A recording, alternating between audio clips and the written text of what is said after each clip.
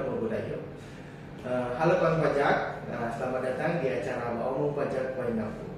Ya, pada kesempatan kali ini saya Wisnu Agung Suryanegara akan memandu jalannya acara hari ini. Ya, bersama saya sudah hadir narasumber yang luar biasa, yaitu penyuluh dari KPP Pratama Waingapu, yaitu Bapak Indarto Joko Suryono. Halo Pak Indarto. Halo Pak Surya. Kemudian ini ya, pada kesempatan kali ini kita akan mengambil tema siap hadapi era konteks SPT tahunan dan pajak digital. Pajak tumbuh Indonesia maju. Luar biasa sekali ya. Baik Pak, kita ini ngomong-ngomong soal konteks nih Pak. Ini di masyarakat kan sudah banyak sekali nih masyarakat yang bertanya-tanya tentang aplikasi baru dari pajak gitu ya. Apa sih yang dimaksud dengan Cortex itu Pak? Jadi Pak, kalau pajak, Cortex adalah aplikasi terbaru dan terintegrasi dari Direktorat Jenderal Pajak yang dengan landasan hukum PMK 81 tahun 2024 bahwa aplikasi Cortex mulai diperkenalkan dan dipergunakan secara resmi per 1 Januari 2025 untuk menggantikan aplikasi yang lama, yaitu aplikasi djponline.pajak.go.id. Proses Cortex adalah aplikasi yang menyatukan seluruh aplikasi yang selama ini terpecah-pecah dalam pelaporan pajak. Mungkin ada aplikasi yang PPH Pasal 23, PPH 222, terus ada aplikasi SPT 2126 yang sendiri-sendiri, kemudian ada aplikasi e-faktur yang sekarang disempurnakan, disatukan dalam satu aplikasi berbasis web yang namanya adalah cortexdjp.pajak.go.id. Jadi tujuannya adalah untuk lebih efisien, lebih transparan, dan ini tatap muka. Semua proses seperti dari registrasi, dari pelaporan SPT, ada permohonan layanan, hingga pemantauan kasus ada dalam satu portal web di akun wajib pajak dalam konteks bjp.pajak.go.id. Iya, jadi semua layanan perpajakan itu dapat diakses melalui satu saluran Pak ya, yaitu Cortex ya. Kemudian ini Pak, kemudian bagi wajib pajak yang sudah memiliki akun Cortex ya, pribadi ya? Iya, pribadi. Hal pertama yang harus dilakukan Pak? Ya, setelah punya akun, kemudian wajib pajak ini harus ngapain? Kemudian kalau mau cari informasi itu di mana? Informasi tentang Cortex, laporan SPT dan sebagainya. Baik. Kalau pajak untuk yang sudah memiliki akun, berarti kalau pajak bisa masuk ke web cortexdjp.pajak.go.id, kemudian masukkan tiknya, kemudian password yang telah dibuat sebelumnya. Yang hal yang perlu dilakukan pertama kali untuk wajib orang pribadi maupun sebagai pengurus badan atau baik CV maupun PT adalah membuat kode otorisasi. Kode otorisasi untuk wajib pajak orang pribadi sekarang itu wajib karena itu adalah akses nanti kedepannya buat pelaporan yang badan maupun untuk yang orang pribadi. Jadi sebenarnya adalah permintaan kode otorisasi atau sertifikat digital. Kemudian ada di profil saya dan sub menu nomor identifikasi eksternal. Kemudian untuk wajib pajak dapat melakukan konteksnya mungkin pada web pajak.go.id reform DJP Cortex ya. Iya, pajak.go.id garis miring reform DJP garis miring Cortex di situ ya Pak ya. Jadi semua bisa mengakses informasi tentang tata cara penggunaan Cortex gitu Pak ya. Kemudian Cortex ini kan berlaku mulai 1 Januari 2025 ya. Oh iya, untuk wajib pajak yang sampai saat ini ya belum lapor SPT tahunan tahun pajak 2024 gitu ya. Apakah bisa menggunakan aplikasi kontak ini, Pak? Oh, tidak bisa. Tidak bisa ya. Jadi untuk kawan pajak, untuk aplikasi Cortex itu mulai berlaku per 1 Januari 2025, berarti untuk pajak-pajak yang mulai aplikasi per Januari sampai Desember 2025. Untuk tahun 2024 pelaporan masih menggunakan aplikasi DJP Online ke pajak jalur tinggi. Jadi mungkin untuk wajib pajak orang pribadi maupun untuk wajib pajak badan yang mungkin dari data KPP Pratama Wanyaku sampai sekarang masih banyak sekali yang belum melaporkan kewajiban SPT, baik itu badan maupun orang pribadi. Jadi kawan pajak, untuk kawan pajak yang sampai saat ini belum melaporkan kewajiban perpajakan tahun pajak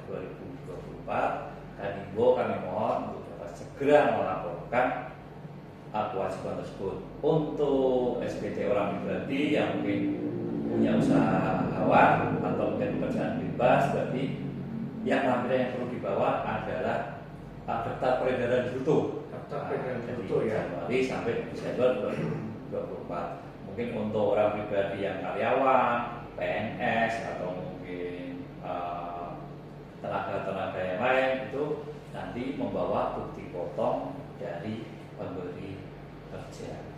Dan perlu diingat sebenarnya bahwa SPT tahunan badan itu paling lambat tanggal 30 April 2025, sedangkan untuk orang pribadi paling lambat tanggal 31 Maret 2025.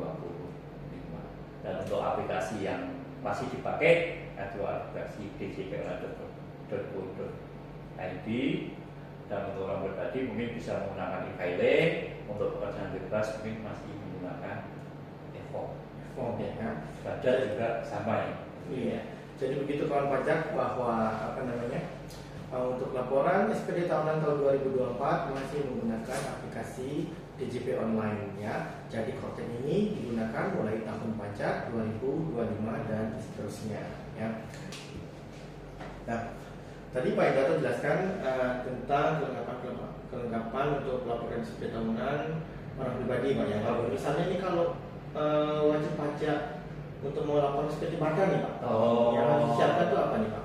Baik, untuk orang pajak apabila mau untuk melaporkan SPT tahunan badan, jadi ada lebih banyak yang dilampirkan dan disepakkan oleh wajib pajak badan, yaitu mungkin laporan keuangan, yaitu neraca dan laba rugi untuk masa pajak setahunnya itu harus ditandatangani dan stempel atas nama CV atau PT-nya. Kedua adalah mungkin peredaran usahanya, biaya, BPA. Jangan lupa juga untuk daftar bukti potong dari pihak ketiga. Kemudian daftar aktiva tetap, dan juga mungkin kalau akun Cortex belum ya berarti akun DJP yang aktif. Mungkin kalau badan mungkin bisa dilakukan pelaporannya melalui DJP dan atau mungkin dengan manual, karena kenyataannya sampai sekarang pun masih ada yang lapor dengan manual. Ya, kemudian berarti yang harus siapkan ada laporan keuangan Pak ya, dan juga dipotong gitu ya. Kemudian nih Pak, kalau terlambat lapor SPT tahunan nih Pak, bagi yang terlambat atau tidak lapor, apakah ada konsekuensinya nih Pak? Nah, kawan pajak, jadi untuk konsekuensinya, namanya konsekuensi ya, itu pun sudah ada landasan hukumnya, aturan undang-undang PPH. Jadi untuk tidak lapor atau mungkin telah lapor SPT orang pribadi dan dikenakan denda Rp100.000. Sedangkan untuk telat lapor atau mungkin tidak lapor SPT badan akan dikenakan denda Rp1.000.000. Mungkin kalau untuk badan agak lebih tinggi ya. Iya. Tinggi juga. Jadi jangan sampai telat lapor pajak ya kawan pajak ya.